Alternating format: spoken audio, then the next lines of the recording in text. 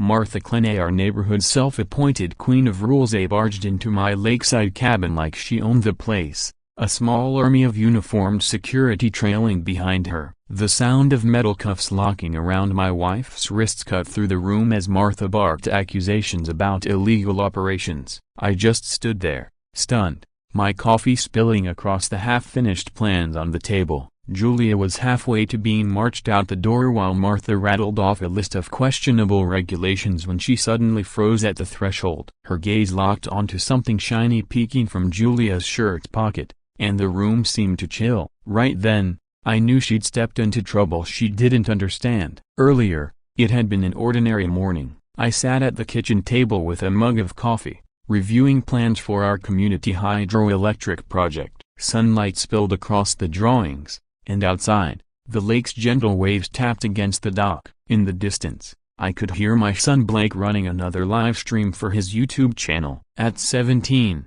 he was obsessed with our mini generator experiment. Say today was green energy trial number 47, and he was probably more excited than I was. Julia was outside fine-tuning the generator. Even after 2 decades together, I still admired the way she tackled complex technical work with ease. But that peace shattered the moment Martha burst through the door without knocking. She didn't just walk in, she blew into the room like a designer-suited storm. Her silver hair stayed perfectly styled, as if even chaos wouldn't dare touch it. Behind her came 4 men in matching black vests that looked like they'd been ordered off a bargain website. They called themselves the Security Enforcement Team, but they had more in common with budget sci-fi extras than any real officers. Martha's cheeks glowed with the righteous anger only a power-drunk HOA president could summon. She pointed a manicured finger at me and declared, "Mr. Carter, this illegal operation ends now." The delivery was so rehearsed, I could picture her practicing in front of a mirror. One of her men began photographing our breakfast like a plate of eggs might be incriminating evidence. Another studied our generator plans as if they were classified documents instead of basic engineering work. The absurdity almost made me laugh, but Martha's intensity was very real. "You're in violation of HOA Regulation 47B, no industrial or technical work in residential areas," she said, pulling out a massive folder as if she were quoting law straight from a constitution. I'd been a member of this HOA for 8 years, and I'd never once heard of such a rule. The way she overemphasized the regulation number made it sound like she'd invented it on the spot. Then things escalated. She strode outside toward Julia, raising her voice so loud that half the lake could hear. "Mrs. Carter, you're under arrest for running an unauthorized industrial facility." One of her men produced professional restraints, the sharp metallic click of them fastening echoing across the water. The strangest thing? Julia didn't resist. She didn't even look startled. They just stood there with a calm, almost knowing expression, as if she'd been waiting for this moment. Martha dragged her toward the cabin until something shiny in Julia's pocket caught her attention. It looked like a badge. Only part of it was visible, but whatever Martha saw made her falter. Her once confident expression wavered into hesitation. All the while, Blake's livestream kept going. His phone, propped on the dock post, caught the entire scene. At first, his 200 viewers thought they were watching some strange performance. Then the number spiked past 1,000 as word spread, and the comments flooded in, some asking if it was staged, others urging him not to stop filming. Finally noticing the chaos behind him, Blake told his audience, guys, a broken bar. I think Grandma Karen is actually trying to arrest my mom right now. This is not part of the experiment." With the audience growing, Julia's calm, Martha's sudden uncertainty, and that mysterious badge, I couldn't shake the feeling this was no simple neighborhood dispute. Nothing about this morning was following the usual script for neighborhood drama. Martha was operating as if she had absolute authority, but that flicker of hesitation told me she might have just stepped into something far bigger than she realized. Watching her scramble to regain her composure, I understood one thing clearly: my wife had been prepared for this, and what was coming next would make this spectacle look like a warm-up. To understand how we got here, we have to rewind 3 days to what Martha dramatically labeled an emergency home meeting. Naturally, I hadn't been invited, same as most of the other board members, but Rebecca Shaw, our neighbor and volunteer engineer for the hydroelectric project, happened to be walking her dog past the community center that evening when she spotted lights on inside and decided to investigate.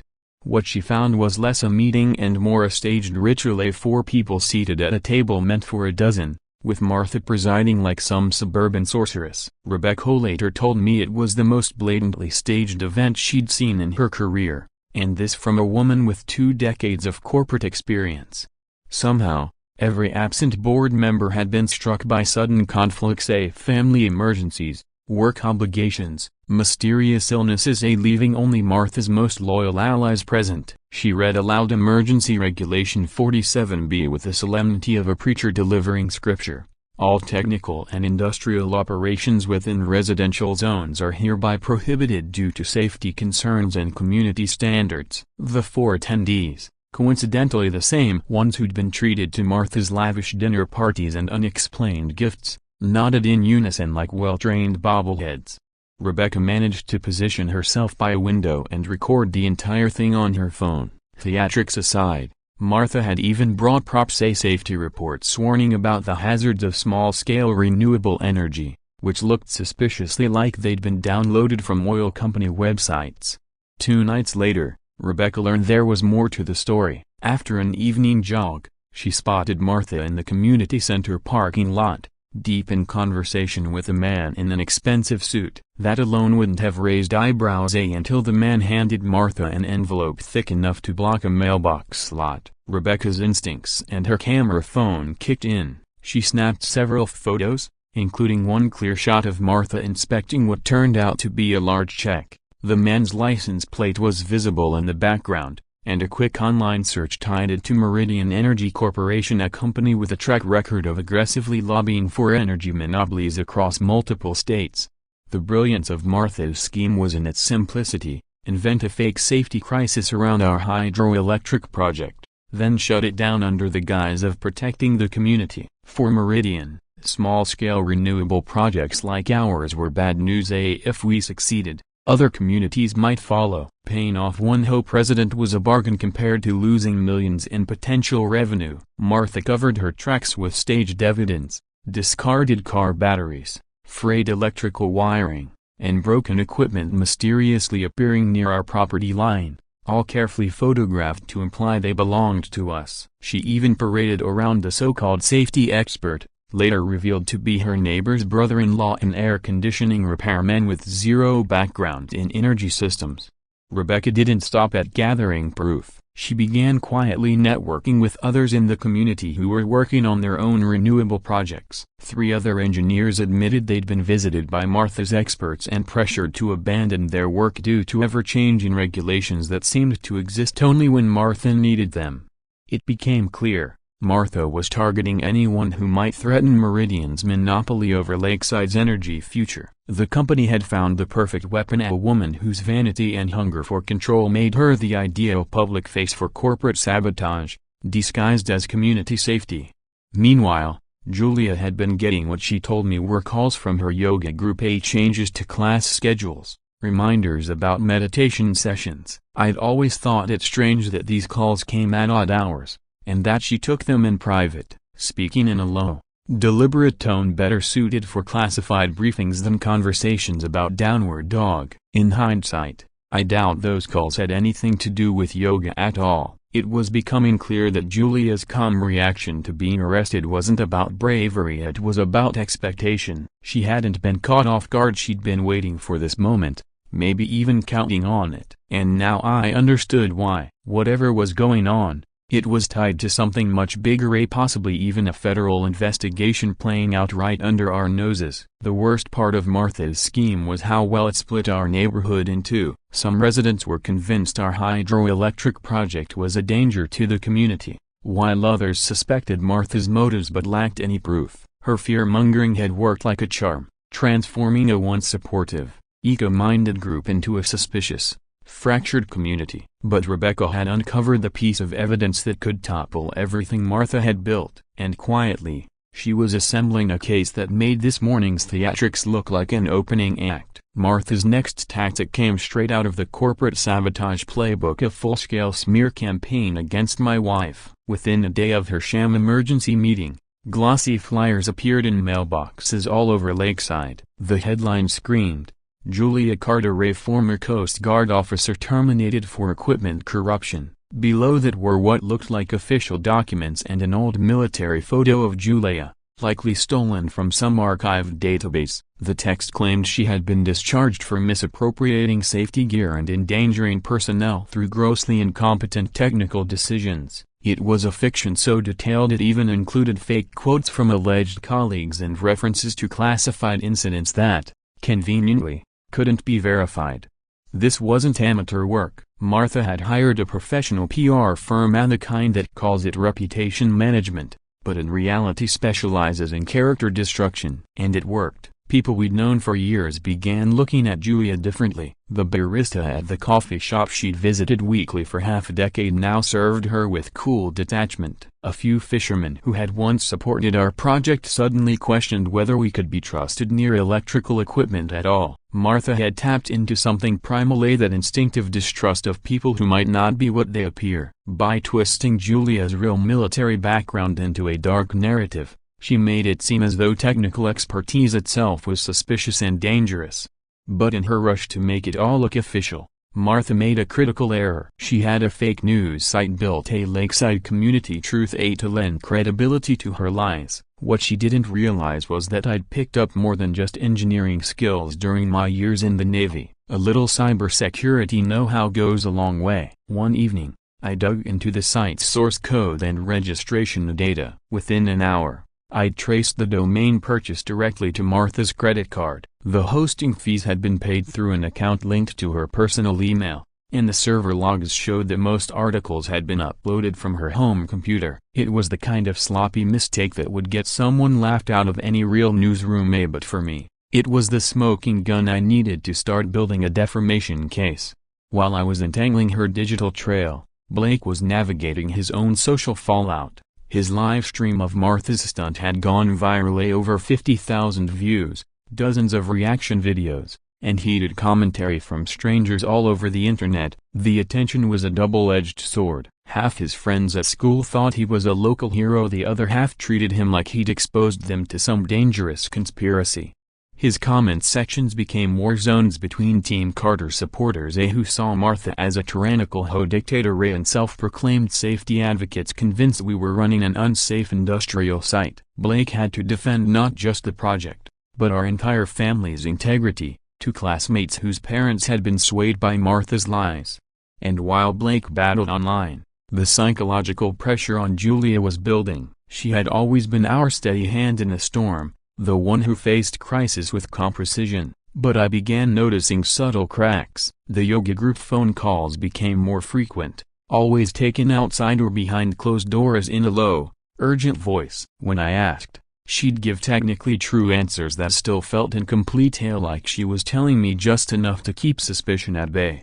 Sometimes I'd catch her standing at the lake's edge, staring out over the water, her face tinged with a sadness she didn't try to explain. It was as if Julia were silently wrestling with a decision too heavy to put into words. The real genius of Martha's attack was how effectively she'd weaponized division. Frank Rodriguez, a veteran fisherman and one of our earliest, most vocal supporters, now found himself stuck between his enthusiasm for lower energy bills and the mounting social pressure from neighbors convinced our hydroelectric project was a ticking time bomb.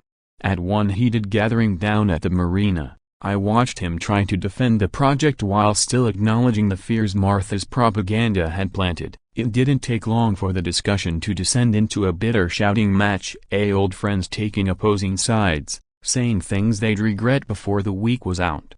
From the back of the room, Martha sat with a look of polite concern that barely hid her satisfaction at the expression of a chess player watching her opponents dismantle each other while she lined up her next move.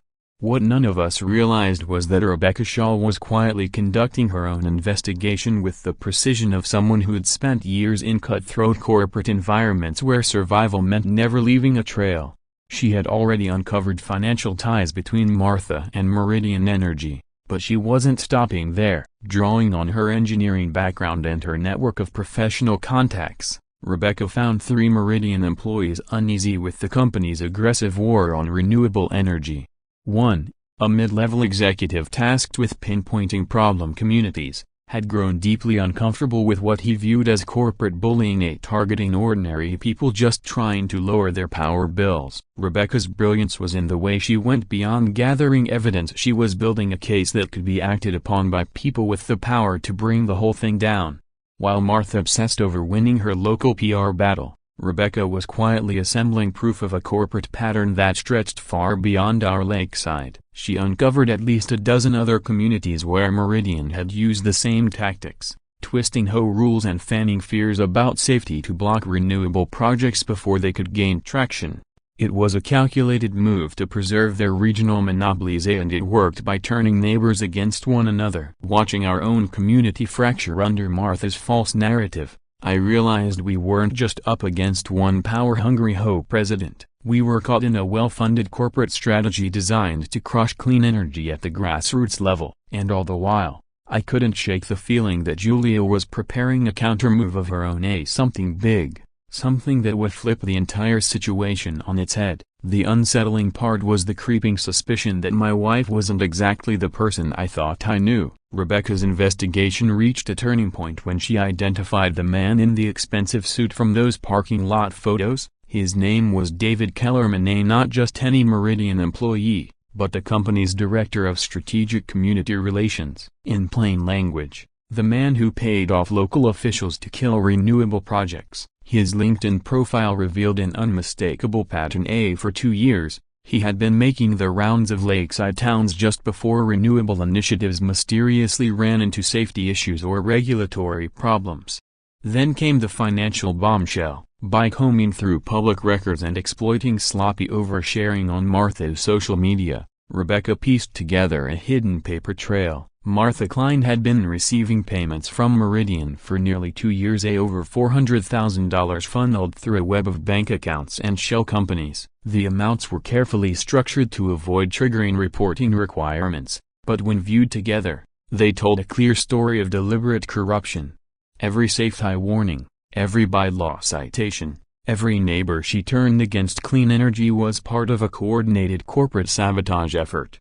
And the scope was staggering. Meridian wasn't just meddling in our community, they were running the same playbook in 15 towns across 8 states. They even had a name for it: the neighborhood strategy. The approach was simple: find influential locals who could be bought, pressured, or persuaded to believe renewable energy was a threat to property values and public safety. Martha wasn't just a corrupt HOA leader, she was a cog in a multi-state machine that had already crushed 47 renewable energy projects, saving Meridian millions by keeping their monopoly intact. Meridian's scheme wasn't just petty politics. Rebecca calculated that shutting down clean energy projects had already spared the company roughly $50 million in lost revenue.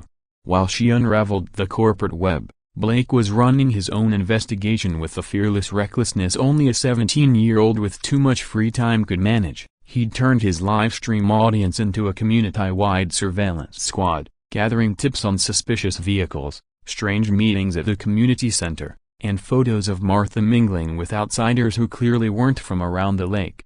His riskiest stunt came when he broke into the HOA office late at night to broadcast what he called the truth hunt to his 15,000 followers, all of whom had been following our situation like it was some twisted reality TV series. The fact that thousands of strangers watched him rifle through filing cabinets in real time nearly gave me a heart attack. But his findings were damning. Among the papers, he found contracts linking the HOA to something called Meridian Community Safety Consulting, a thinly veiled front for the energy corporation. Even worse, he photographed emails where Martha was given step-by-step instructions for manufacturing regulatory hurdles to block renewable projects. One exchange contained talking points about fire hazards, electrical dangers, and property value drops, all designed to sound like genuine community concerns while secretly advancing corporate goals. The footage from that break-in went viral in his circle, turning Blake into a kind of underground folk hero. But the pressure on us as a family was intensifying. Julia's phone calls had grown more frequent and urgent. She was quietly organizing important papers, backing up files, and stocking emergency supplies. Whenever I asked why, Her answers were vague, a just being prepared but her focus had the sharpness of someone expecting a major event. Blake, meanwhile, was running himself ragged, barely sleeping, glued to his common feed for new leads, and editing videos that exposed Martha's increasingly desperate moves. Things boiled over when Martha escalated from smear campaigns to outright harassment. She began showing up at our property for safety inspections at random hours, flanked by her so-called security team always while Blake was streaming. These pop-up inspections were meant to intimidate us into abandoning the hydroelectric project, but they had the opposite effect, feeding his growing audience with unfiltered proof of her aggression. Then came the black SUVs. They started appearing around the lake, vehicles no one in our community owned, their tinted windows hiding whoever sat inside. I spotted the same one parked at different vantage points over several days, always in a position to watch our cabin. When I told Julia, she didn't react with surprise. It was as if she'd been expecting them. It was becoming undeniable. This wasn't just a petty hoe feud, we were tangled in something much bigger, and Julia knew more than she was letting on. The breaking point came with a certified letter hand-delivered to our cabin, an emergency eviction order. The document, printed on impressively designed letterhead, claimed we had 12 hours to shut down all industrial operations and remove any hazardous equipment or face immediate enforcement by HOA security. The language was deliberately intimidating, meant to sound like official law enforcement action, though it was really just another move in Martha's harassment campaign. The absurd part was her apparent belief that she had the authority to evict homeowners, a fantasy that might have been laughable if it wasn't paired with real risk to our safety.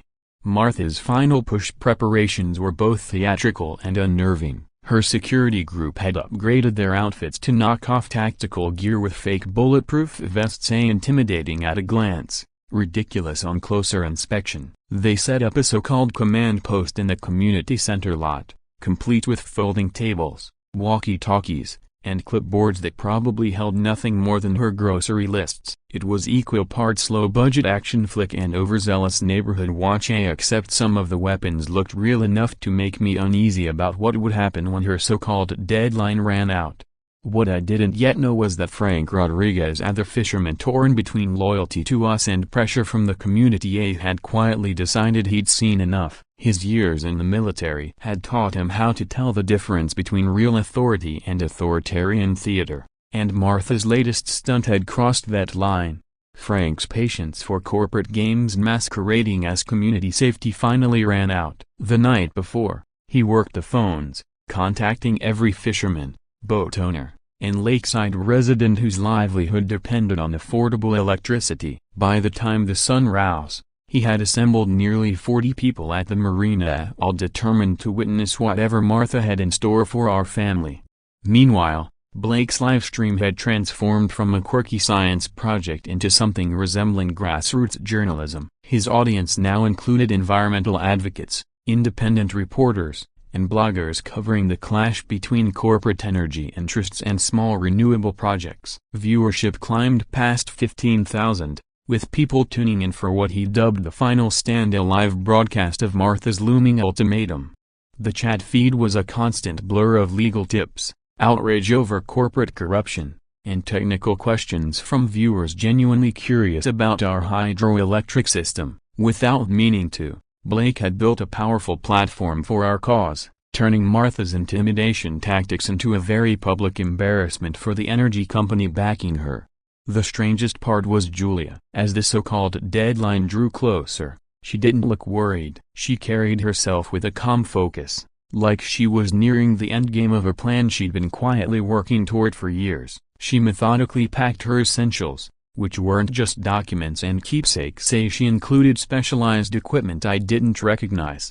When I asked about a small device that looked like a cross between a satellite radio and a smartphone, she told me it was emergency communications gear. Her answer felt honest but incomplete, like she was telling me what it was without telling me what it was for. Pinned to her shirt pocket was the same badge Martha had glimpsed during that tense confrontation the day before. Julia claimed it was her old Coast Guard medical examiner badge, a keepsake from her service, but it looked far too new for something stored away for years, and her decision to wear it, now in plain view, made little sense unless she expected to need official identification. It felt like all the pieces were there, but I couldn't quite fit them together. Julia was clearly operating under a plan, and I wasn't in on it. The tension in the community was thick enough to feel in the air. The black SUVs that had previously kept to the shadows now lingered in plain sight, openly watching. Martha's security team busied themselves with last-minute equipment checks, a heavy on radio chatter and synchronized pacing. Light on actual purpose had the sort of intimidation you'd see in a low-budget action movie. Frank's group grew steadily as more residents arrived by car, boat, and foot, forming a wall of witnesses along the shoreline and marina. Blake's livestream covered every angle, feeding nearly 20,000 viewers a real-time front-row seat to what had become the most talked-about showdown our quiet lake had ever seen. When Martha finally appeared, she approached our property with the swagger of a general leading troops, but instead of the easy intimidation she was expecting, she was met with a full crowd of onlookers and an audience around the world, all ready to see what would happen next. The black SUVs rolled in closer. The men inside the black SUVs were no longer hiding their intent. They positioned themselves in full view, ready to step in if the situation called for it. Martha, apparently unaware that thousands of people were watching her every move through Blake's livestream, was about to commit the biggest blunder of her life. Her so-called enforcement team arrived in full costume, imitation tactical gear, hand restraints, and just enough cheap professionalism to fool someone who didn't know better. Martha herself wore a modified uniform that looked suspiciously like police attire, complete with embroidered shoulder patches declaring HOA Enforcement Division in official-looking lettering. She carried herself like a commander on a lawful mission, when in reality she was attempting a staged eviction that was little more than a corporate-funded abduction attempt.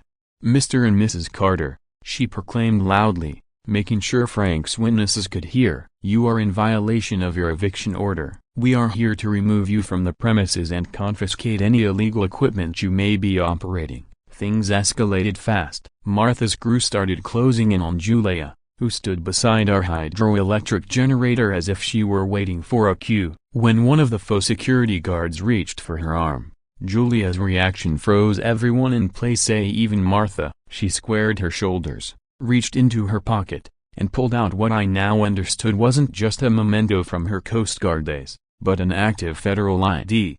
"I need everyone to stop what they're doing immediately," she said, her voice carrying a command I'd never heard from her before. "I am Special Agent Julia Carter, Federal Energy Security Investigation Division. You are interfering with an active federal investigation." The impact was instant. Martha's confident mask cracked, first into confusion, then fear. Her hired muscle shuffled backward, the reality setting in that their make-believe authority had just collided with the real thing. Blake's stream exploded with activity as his 20,000-strong audience watched a petty HOA dispute turn into a federal operation in seconds. Frank and his group broke into applause, suddenly realizing they'd been protecting not just a neighbor, but an undercover agent investigating the corruption plaguing their community. "That's impossible," Martha sputtered, panic edging her voice. "You're just a housewife. This is some kind of trick." Julia, unfazed, drew out additional credentials, unmistakably authentic. Her entire presence shifted. Gone was the quiet, background role I thought I knew, replaced by the poise and precision of a seasoned federal operative. "Mrs. Klen," she said evenly, "you are under investigation for conspiracy, bribery, and multiple violations of federal energy law. I advise you to cooperate." Right on cue, the black SUVs roared into motion, surrounding our property. 6 agents in genuine tactical gear poured out, moving with the kind of coordination that only comes from months of preparation. The contrast between Martha's cheap theatrics and the polished professionalism of the federal team was almost laughable, if the stakes weren't so high. The lead agent, a tall man with graying hair, stepped forward. "Mrs. Klen," he announced calmly, "you are under arrest for conspiracy to violate federal energy regulations, accepting bribes from a regulated utility, and multiple counts of fraud and harassment. This investigation has been ongoing for 8 months, and we have extensive evidence of your criminal activity." Martha's expression cycled from disbelief, to fury, to raw panic. Her private security instantly began edging away, evidently realizing their paycheck didn't include federal charges. Blake's audience erupted in capital-letter cheers as they witnessed the takedown in real time. The moment became even more damning when, on the stream, Rebecca Shaw's meticulously gathered evidence began flashing on screen, a coordinated move with Julia's investigation. Bank statements, email chains, photos of Martha accepting payments from Meridian Energy representatives. All of it was released to the public at the exact moment her authority crumbled. The evidence flooding Blake's livestream left no room for doubt. Even Martha's most loyal defenders in the neighborhood were now speaking out in disgust, realizing just how thoroughly she had manipulated them. Her final attempt at escape was equal parts ridiculous and tragic. As the federal agents moved in, Martha bolted toward the lake, apparently convinced she could make some kind of waterborne getaway. In her rush, she tangled her feet in the very electrical cables from our hydroelectric setup that she'd been trying to dismantle, pitching forward into the shallow water by our dock. Blake caught every second on camera, a moment destined to become one of the most replayed clips of corporate karma on the internet. Frank Rodriguez and the gathered residents erupted into applause as agents pulled Martha from the lake, dripping wet and draped in lake weeds, before Captain Morrison's team placed her in proper restraints.